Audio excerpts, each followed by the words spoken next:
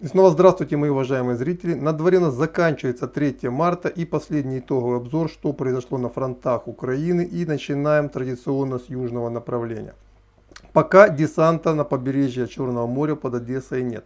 Но российские войска, вернее российский флот и авиация очень усиленно отрабатывают территорию южнее Одессы, район так называемой Затоки. Нанесены поражения некоторым объектам, складам, по некоторым зданиям, где группировались вооруженные силы Украины. И что самое примечательное, система ПВО города молчит. То есть отработка этой самой системы ПВО Одесской области на протяжении 2 последних дней, она сработала.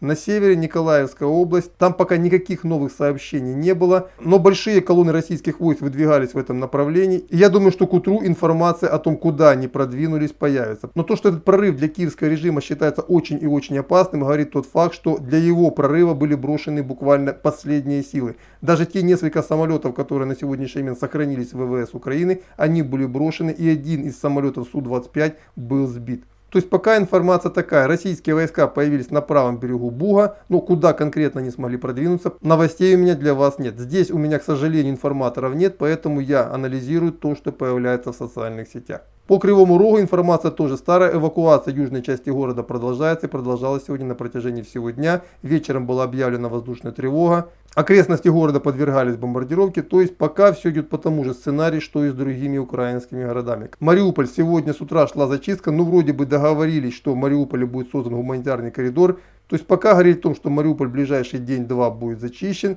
ну я бы не стал. Ну, собственно говоря, я так и предполагал. На Северодонецко-Славянско-Краматорском направлении пока никаких новостей. А вот из-под Харькова пришли новости. Сегодня, вот буквально пару часов назад, за Дергачи шел очень ожесточенный бой. В городе была поражена украинская военная колонна. То есть работает российская авиация, артиллерия, и также слышны уже танковые выстрелы. То есть очень похоже, что идет уже близкий контактный бой. Не исключено, что к утру Дергачи могут перейти под контроль вооруженных сил России.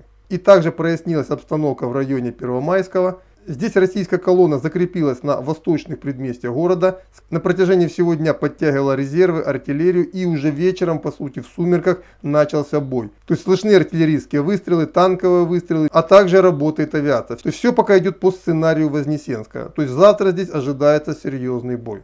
Ну и очень тяжелые бои, причем сразу для обеих сторон, идут под Киевом. На правом берегу надо дать должное командованию украинских войск на этом направлении, что оно действует наиболее умело. Из всех вооруженных сил Украины, вот именно на этом направлении командование вооруженных сил Украины действует наиболее умело. Целый день за Бучу и Ирпень шли бои с переменным успехом. Также, по данным украинских вооруженных сил, российские войска наступают по направлению к Обухову и Фастову. Результаты этого наступления пока неизвестны. Тем не менее, известно то, что бои уже сегодня шли южнее трассы Житомир-Киев, но к Василькову они пока не подкатились.